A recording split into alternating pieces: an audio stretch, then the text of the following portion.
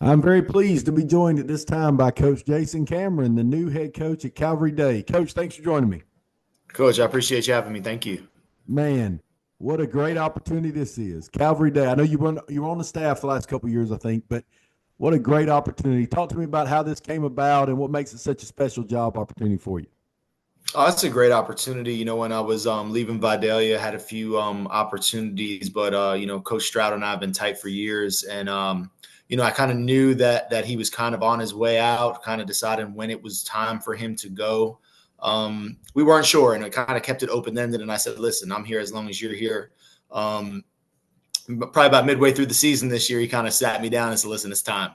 And we announced it right before the playoffs because we had a bye week. And you know what we did? We just did a brief announcement, and it was business as usual. I went back to being the OC. He went being the head coach, and we were trying to win a state championship.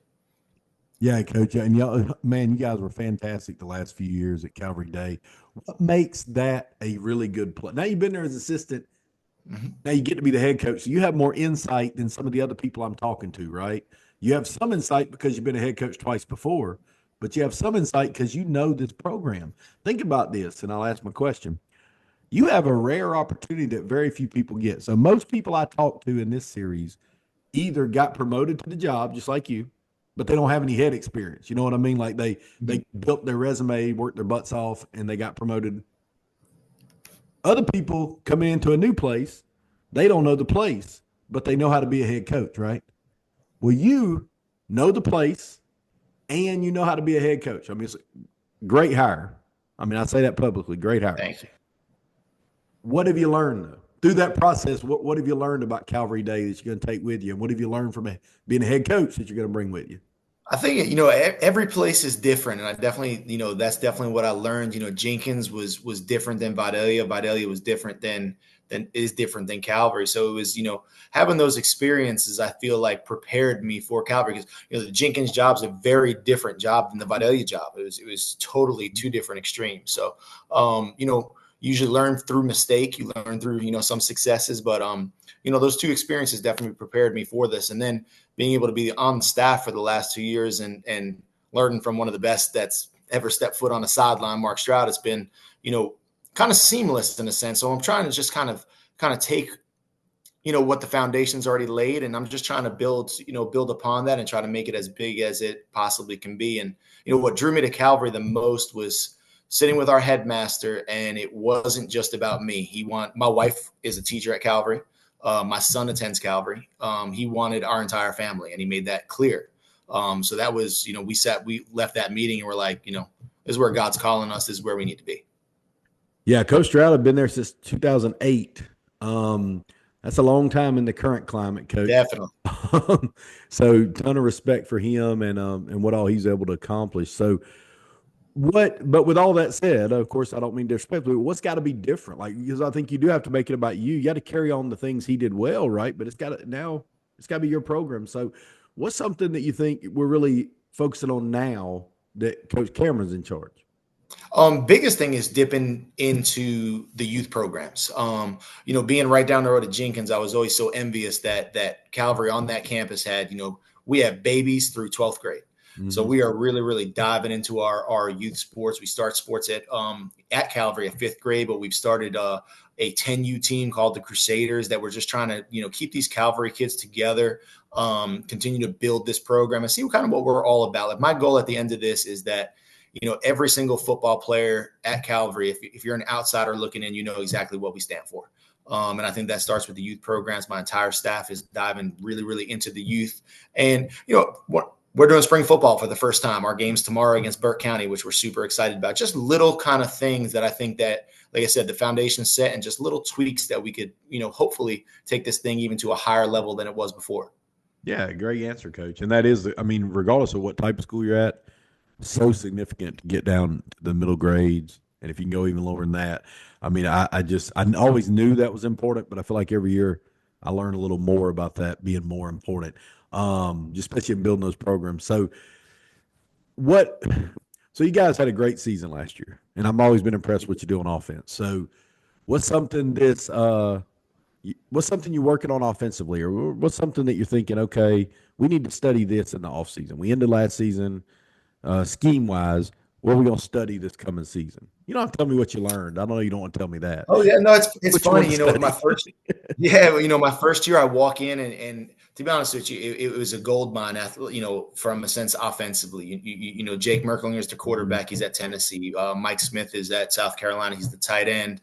You know, two junior receivers at the time, Dupa Coleman at App State and Thomas Blackshear that went to Georgia. So it's like most of the time I just wanted to stay out of the way. Yeah, that's a good plan And too then, you know, sometimes. yeah, so you know, stay out of the way, let them do their thing. But you know, then you look at last year and we graduate a lot, and our sophomore quarterback, who I'm telling you this right now, if he's 6 foot tall, has got offers across the country, but he's not. But he, you know, we thought that you may have to scale back some and you know, I'm not gonna say dummy it down, but maybe not make it as intricate, especially in the pass game and the RPO stuff. But he kind of just ran with it. Right now, we're missing maybe a big time down the field threat, so we're doing a lot more, you know, true RPO stuff. We got some really good running backs. So we're looking at some two back stuff and just kind of really establishing that run game more than we've done the previous 2 years. We slung it around the last 2 years pretty Yeah. well. So we definitely have been really, really focusing on fine tuning our running game. Have you changed your style with the formations any in regards to, like, I see more and more people that used to not use as many tight ends or H or whatever, trying to find a way to incorporate more, but still run some of the same concepts they did without. Like, have you found yourself being more like that, or what how's that evolved since the last time I probably watched you guys? So I feel that I've always been a huge formation guy. I feel like the more we can put it, we have our main kind of run buckets, our main throw buckets, and we, you know, we just try to, you know, dress it all up we can, you know, formationally. But you know, we've used a lot more tight ends this year than we have. You know, double tight is a heck of a set to Yeah, defend awesome. with all those gaps. Yep, and it still allows us to do, you know, what we like to do on the perimeter too. So, you know, we're definitely, you know, brainstorming with some new sets. Like I said, even getting under center a little bit. And I think the biggest change is possibly slowing down some. I've Yeah. been a pace, you know, as many plays as we can in the least amount of times. But, you know, I think with what we're doing on offense, what we're doing on defense, a little bit more guys playing both ways, you might see us play a little slower than we have in the past. Yeah. I think, the key is always just be different, right? So, like 20 years Mm-hmm. ago, we were throwing the ball more or doing some no huddle stuff, and it was cute, obviously, but it was mostly about it being different, you know. And I think now what I notice is whether it's formations or tempo, it's important to be multiple. It's important to be different, but meaning it's nice to be. You need to be able to play fast, but you don't have to play fast every play, and but you need to not, you need to be able to play two tight ends, but you don't have to play two tight ends every Oh, play. definitely, And definitely. so often people get lulled into ruts per se, and in my day, the rut was all the old school stuff, and the fancy Mm-hmm. people were throwing it and playing fast. So I wanted to do that, but now I see it kind of a little bit of the opposite. It's almost the thing you see people getting in a rut in is the 10 personnel or in the they want to play fast, but they don't really have they don't mix the tempo up. And the defensive coaches tell me the hardest people to play against are the ones that mix it up. They're I able think to. so. I think, you know, you stay on one tempo, they probably stay in something that they're Yeah, comfortable with, something that they rep often, something, you know, that the defense, you know, and defense coordinator feels comfortable calling against, you know, the sets that you run. We all prepare against each other and no one's rewriting the wheel. But I agree. I think, you know, tempo is the word we always use, and it's always considered playing fast. Like my goal this year is to use, like you said, use different tempos, you know, yeah, real slow, kind of some sort of, you yeah, know, check with me. And then we put our foot on the gas and try to play as fast as we can. yeah. That really is the move. It's just easier said than done, but that really is the move 100%. on tempo. Yeah, Coach, I know I'm supposed to be asking you about new hire stuff, not offense. Sorry. I I enjoyed talking about that too. The talk to me about this coming year. Okay, what you guys, you obviously had a great year. Let's Avenue beat you in the playoffs, and they're the team that goes state championship game. So you know what that looks like. I mean, you can be that team. What has to happen from now till December 1st or November 15th or whenever it'll be? What has to really get better? What has to happen to where you feel like, okay, now we're where we need to be to finish this playoff run?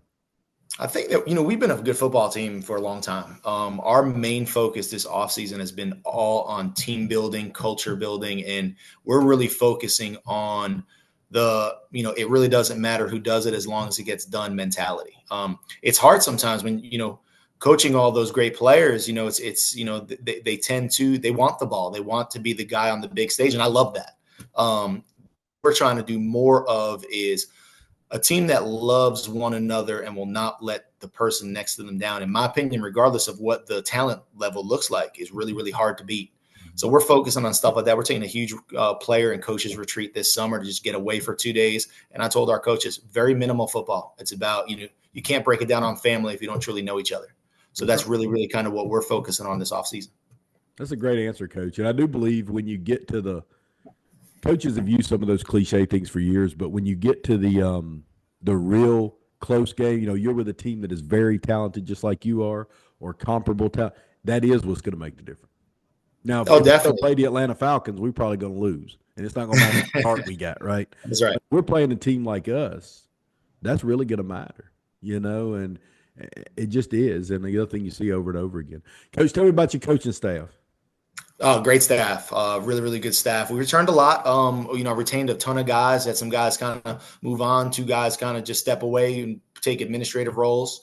New defensive coordinator, Stephen Maros, is taking over. He's kind of under the Donald Chumley type of tree, and Donald Chumley's on staff as well. As kind of a co-coordinator, mentor. It's a great situation for Coach Maros as being a younger coach, of having Coach Chumley there to kind of be, to mentor him some. And he's just been I've enjoyed working with him more than maybe anybody I've ever worked with, just in the sense of his knowledge, the way he dissects film, and I pick his brain every single day. Coach, we really, really good running back coach that's going to transition to be our special teams coordinator, Coach Montague. He's done a great job. He's a future head coach.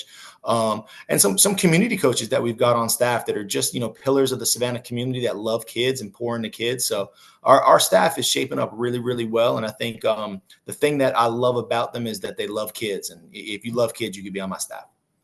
That's good, Coach. That's a great answer. I'm looking forward to following you guys. You got I am a little mad at you, and you don't even know it, because you guys stole my basketball coach, man, Bob Martin. But great. Man, Bob is a good coach. He did a great job for us. He's gonna do a great job for you. So yes, sir. Y'all take care of Bob for me. But I do. I'm excited to see what you guys can do. I'm excited for you to get this opportunity. I do think it's a great hire. I think you combine the previous experience as a head coach with understanding that place. And I think so very often, if you think about that, how often does that happen? Like, so many times people either get jobs and they have to learn the place and they know head coaching, or they have to learn head coaching but they know the place. Very rarely do you know both. And I think it's a great opportunity for you. I'm really excited to see what you can do. And I'm here, man, if I can help you. I don't know what I can do, but I'm here. Thank you. Listen, I appreciate it. I always look at your posts on Twitter and try to steal any of those things that you post. And you're probably one of the most organized people I've ever met in my entire life. I appreciate it. You got to be, if you're not good looking and you don't even know that much about football, you got to at least be organized. So I appreciate you, Coach. Minute man. Good luck to you this year. Yes, sir. Thank you so much. Take care. Bye-bye.